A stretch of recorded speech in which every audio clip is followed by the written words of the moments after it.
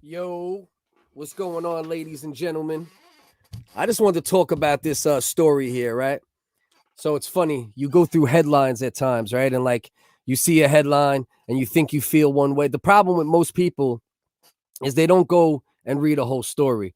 So when I first seen this headline, right, I seen the original headline, which was I seen on one of my feeds. It was black manager charged after fatally punching a man who called him racial slur, right? So I see that. And my first reaction to that always is, and everybody knows I'm a staunch advocate for freedom of speech, right? But I'm also a staunch advocate for if you say some hate speech or some disrespectful shit, you should be able to get your ass whooped, right? I believe in freedom of speech to the core. I also believe in if you say some shit that you shouldn't say, especially some racial shit or some hateful shit, and you get your ass whooped, you get your ass whooped, right? You want to call a gay dude, an FAG, and that gay dude whips your ass. I'm not feeling bad for you. I'm fighting for your right to say it, but I'm also fighting for people's right to punch you in the mouth if you say some shit you shouldn't say, right? But then you look further into the story and then your mind changes a little bit more and you go, oh, damn, it was a 77-year-old man. First of all, most 77-year-old men are racist still, okay? I don't care what they are. My grandfather's not. There's few and far between that aren't, right? But most 77-year-olds tend to be on the racist side. And this is just a fact. A 27-year-old, right? Apparently, the 77-year-old man was at the drive-thru. He was unhappy with his order, and the man called him a racial slur. He said, "Repeat that." Called him it again. Punched the 77-year-old man. The 27-year-old man punched the 77-year-old man, 77, and the man fell. And as is usually the case, it's not the punch. It's what you hit your head on after. That's also the case in combat sports at times, right? So that's why people got to be careful. People want to fight. People want to be tough guys. Listen, all it takes is one bad punch, you hitting your head in one bad place or hurting your neck or this and that, and you killed someone or you got killed. Maybe you get punched. You know how to fight, but you get punched and you slip and then you crack your skull or you crack your neck. So people got to think about this. You know what I mean? Like this fighting. But I want to know what people think about this, right? Because my way of thinking is freedom of speech at all costs. My other way of thinking is you say some shit that's hateful, racist, homophobe, this and that, anything like that, and someone whips your ass. I'm going to say, listen, they whipped your ass, even if manslaughter happens to a degree, right? But when you hear it's a 77-year-old man, I feel like that should shift you back to, hold on, man. I'm not saying you should be able to kill people, right? I'm not saying that either. But what I'm saying is we can't let freedom of speech mean people are just able to get away with it either. You know what I mean? Because you can't really go to the cops just for hate speech. It doesn't really work that way per se. A hate crime, that's a different situation, right? Things get crazy. Obviously, there's laws for that. But there's not laws for hate speech. And I don't even think there should be, because I'm all about freedom of speech, top to bottom. That's how it should be. We should be able to say what we want, freedom to express ourselves, freedom of press. All those things are very, very important to me. And if we don't hold on to those things, it'll be detrimental to the country overall, right? But people should also be held responsible for the words they speak. So if it was 27-year-old man knocks out 27-year-old man, hits his head, he happens to die, negligent homicide, manslaughter is what he gets charged with.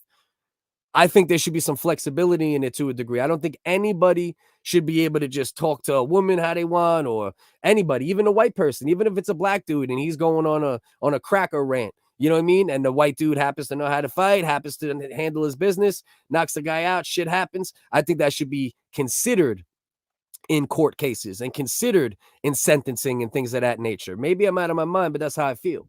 And I'm big on freedom of speech, and everybody that knows me knows this. But what about personal responsibility? What about personal accountability?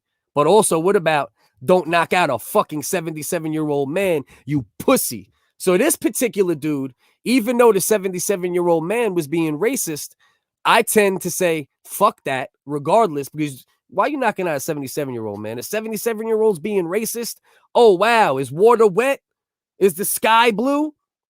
Hopefully, when my kids are older, there'll be enough people that are more like me and the people I coincide with, white or black, and 77-year-olds then won't be racist. But most people who are 77 now are racist. So you can't be knocking out 77-year-old men or women because they're racist, because it's almost to be expected. All right. I'm sorry to say that, but it is the truth to a certain degree. Now, not everybody's racist. Not everybody's prejudiced. Not everybody who even says a racial slur is necessarily racist. They're definitely prejudiced. We know that at the very least. Racist is another level. You know what I mean? But I want to know what you guys think about this. Do you think freedom of speech should be controlled? Are you the type of person that thinks we should be able to control speech to a degree? So racial slurs and things like that are against the law? I'm not with that, because we will end up going down a very slippery slope, and it will ruin what makes America beautiful. All this art and diversity and entertainment comes from us being able to speak what we want to speak when we want to speak it.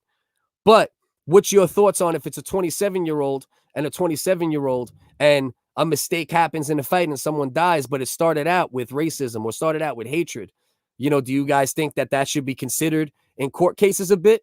I mean, I want to know everybody's opinion on this. I hope everyone's opinion on this, even my most militant friends, I hope you even say, damn, yeah, that white dude was a racist piece of shit, but you don't punch a 77-year-old in the head unless he's threatening you. You know what I mean? If a 77-year-old has a gun and you're close enough to punch him, yo, man, knock that old man out. You know what I mean?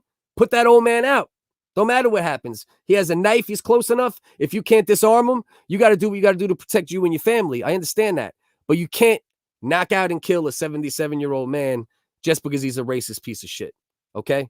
But I think maybe if a mistake happens and a 27-year-old happens to die in a mistake way, but it started out with hatred, I think it should be considered in court cases. Maybe the person should still do time, but it shouldn't be the same amount of crime for somebody who maliciously went to murder or, you know, manslaughter or, you know, like spur of the moment, kill somebody that for no reason, just because of their temper or because of this. So I want to know what everybody thinks about this.